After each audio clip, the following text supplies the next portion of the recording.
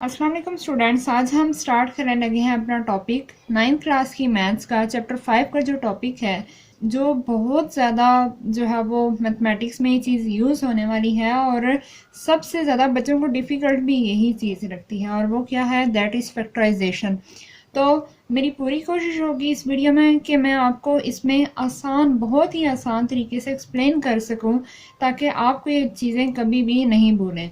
तो आइए स्टार्ट करते हैं हम अपना टॉपिक, जो कि है फैक्टराइजेशन। सबसे पहले फैक्टराइजेशन है क्या, इसमें देखें। सबसे पहले इसका जो नाम है, इसी में एक वर्ड है, दैट इज फैक्टर। ठीक है, यानी कि factorisation is a process of making factors. Factorisation जो एक मेथड है, एक प्रोसेस है किस चीज़ का, फैक्टर्स बनाने का। अब किस तरीके से, फॉर एग्जांपल अगर हम एक सिंपल नंबर की बात करें कि हमारे पास एक 12 है, तो 12 के अगर मैं चाहूँ कि मैं फैक्टर्स बना लूँ तो मैं किस तरीके से बनाऊंगी। हमें पता है कि 12 जो है वो 2 के टेबल पे आ जाता है। 2 कितनी टाइम्स आता है, 2 6 या 12 होता है। ठीक है, ऐसे ही है ना। उसके बाद 6 फर्दर आगे हो सकता है डिवाइड, किस तरह, 2 के टेबल में अगेन जो 6 आ जाता है, कहाँ पे, 2 3 are 6। ठीक है, उसके बाद जो 3 प्राइम नंबर है, किसी टेबल पे नहीं जाएगा लेकिन अपने टेबल पे आ जाएगा।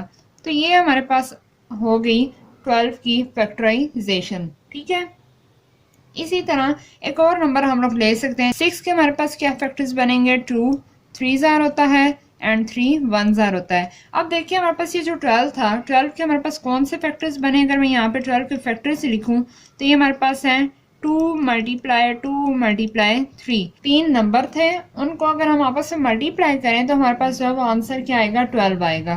तो इट मीन्स के फैक्टर्स किस तरह बने कि हमने 12 को ये देखा कि वो किन किन टेबल्स पे आ सकता है। ये तो था कि सिंपल अगर हम लोग नंबर्स की बात करें।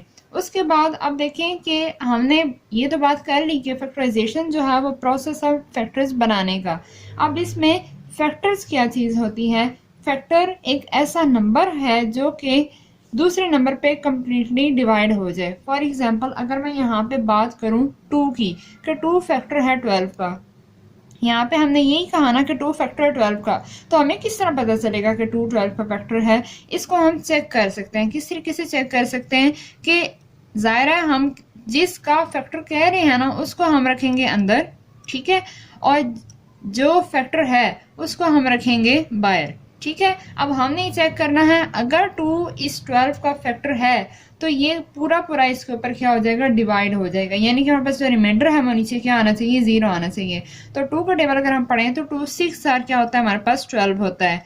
क्या हुआ, नीचे 0 आ गया। इट मीन्स कि 2 हमारे पास फैक्टर है 12 का।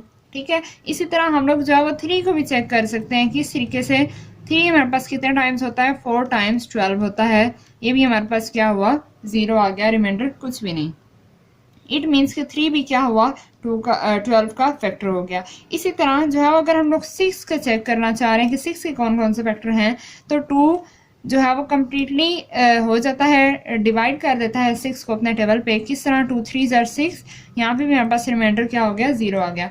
तो आई होप कि आपको यहाँ तक जो है वो समझ आ गई होगी कि फैक्टराइजेशन असल में होती क्या है और इसमें ये प्रोसेस है फैक्टर्स बनाने का। अब इसमें फिर फैक्टर्स क्या होते हैं, वो नंबर्स जो कि किसी भी दूसरे नंबर को कम्प्लीटली डिवाइड कर दें, वो हमारे पास क्या कहलाते हैं, फैक्टर्स कहलाते हैं। अब यहाँ पे जो मुश्किल थोड़ी सी बात है वो आ जाती है कि जब हम फैक्टराइजेशन करते हैं अलजेब्रिक एक्सप्रेशंस में, अलजेब्रिक एक्सप्रेशंस में, और यही हमारे पास चैप्टर 5 में जो हमने ऑनवर्ड सारा पढ़ना है वो यही हमारा है। अब किस तरीके से होता है, अब हमने बात की कि ये क्या बनाता है, असल काम इसका यही है कि इसने क्या करना है, फैक्टर्स बनाने हैं। अब जिस तरह यहाँ पे हमने 12 के फैक्टर बनाए, ये हमारे पास 3 फैक्टर आ गए।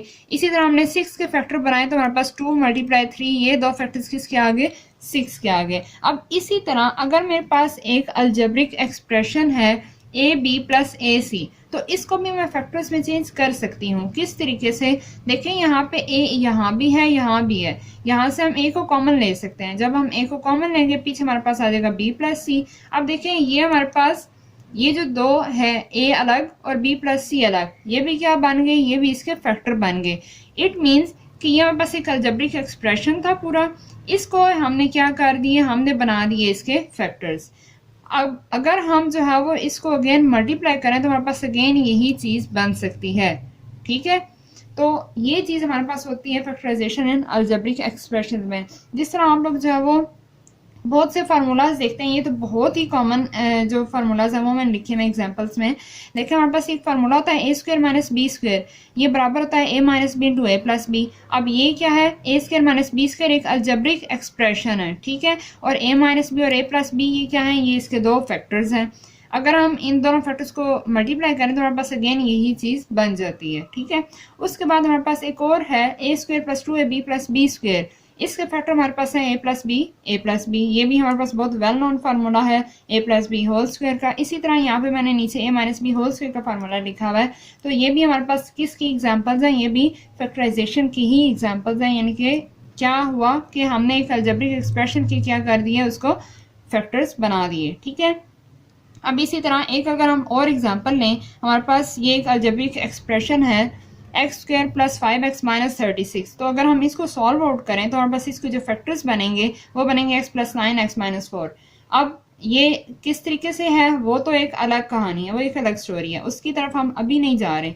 यहाँ पे बात सिर्फ ये हो रही है कि हमारे पास एक अलजेब्रिक एक्सप्रेशन था, हमने क्या किया, हमने इसके क्या कर दिए, फैक्टर्स बना दिए, और ये जो प्रोसेस है फैक्टर्स बनाने का, this is called the factorisation. I hope कि आपको यहाँ तक फैक्टराइजेशन का जो कॉन्सेप्ट है वो आपको क्लियर हो गया होगा।